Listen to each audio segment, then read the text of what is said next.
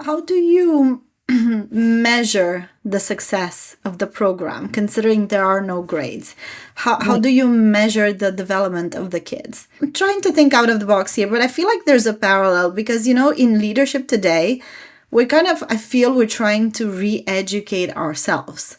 So sort of like the small kids in us that were taught to compete with others for grades continue to compete throughout the years in our careers, right? And now we're talking about this concept of you're not in competition with others, you're only in competition with yourself, right? There's this very new age concept spreading around. So I'm thinking, what is the best way to motivate kids to learn without feeling the pressure that the grade is placing on them? Is competition healthy in between kids? Or is it a matter of just looking inside and in oneself and sort of like trying to develop from there? So I'm going to answer that question, or try to answer that question in two sections. I'm going to target first the assessment part, the grades part, and then the competition side. So in terms of the assessment and the grades, what has happened with the traditional school system is that because we've imposed this, and of course we need a way to measure progress, of course. The problem is that the way that we've done things is that the assessments and the grades have become the center of the entire education process. And that has caused the whole thing to go sideways. So if you enter a school now, everything revolves around test prep, around the grades. There's schools competing against each other to get the highest scores and, like the different states. And you have the kids preparing since they enter school for the end of the year test. And you have the teacher's salary tied, and this is at least in American schools, right? Tied to the assessment of their students. So like everything revolves around that. And what we've noticed is that really diminishes the motivation for students to learn for the sake of learning, which is what we want them to do, right? Because once they leave school, they need to keep learning for the rest of their lives, right? And there are not going to be assessments, unless you're doing some type of formal learning, they're not going to be assessments that they're going to be giving you. And it sounds silly, but this is a skill that you need to develop not develop because you're born with this, but schools squash it once you enter in. So it's a skill that you need to nurture through, this like desire to keep learning and this curiosity to keep learning. And so assessments really, what they do is they penalize you when you get something wrong. And the whole idea, especially when you're kids, is like you're learning, you're going to get things wrong. It's part of the learning process.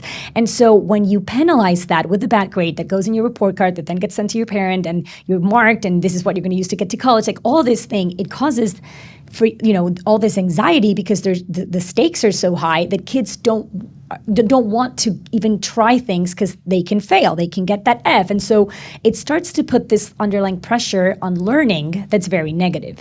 And so we are trying to be very, very, and there's a lot more to unpack there. I have like an entire chapter about this in my book where I really go into detail on assessments, what's gone wrong, and then how do you actually use them effectively? Because of course we do need a way to measure, and then some ideas of how we could measure kids learning without using like grades.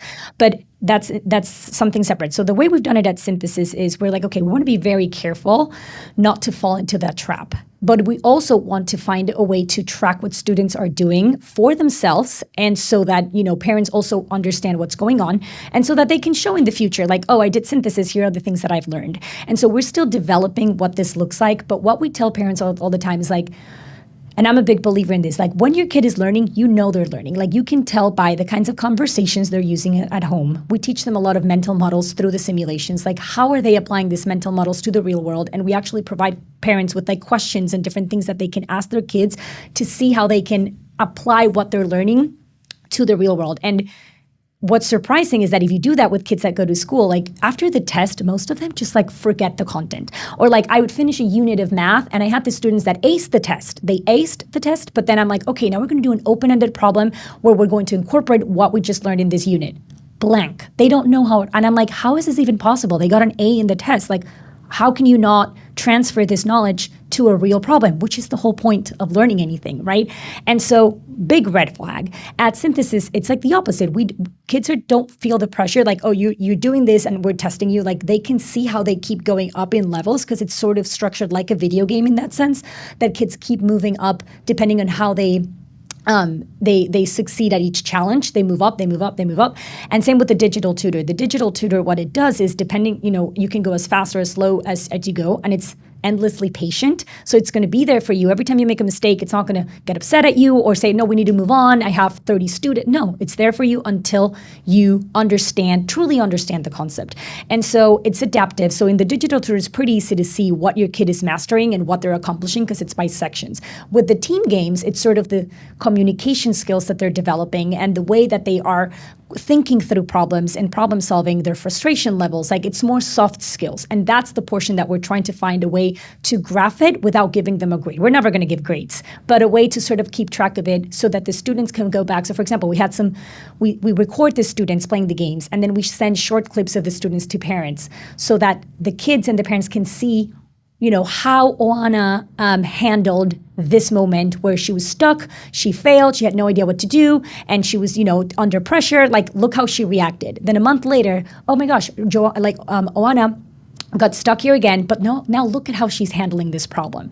She's way more calm. She's able to ask her peers for this. So like you start to see how this skills progress and the way that the kids are managing, again, situations that they're going to face in the real world through these games and through these recordings.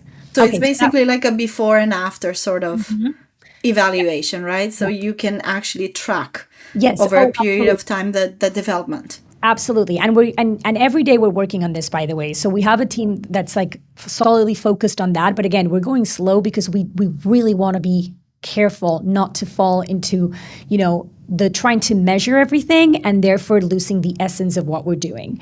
And so that's that part. And then in terms of the competitive side, yes, you're competing against yourself, but like in the real world, like that's the new trend. And I can see that. But the reality is that you are also, you're collaborating, but you're also competing against others. And that's part of the real world. And that's just part of, in the startup world or in really in any kind of world, like you need to collaborate and you need to compete.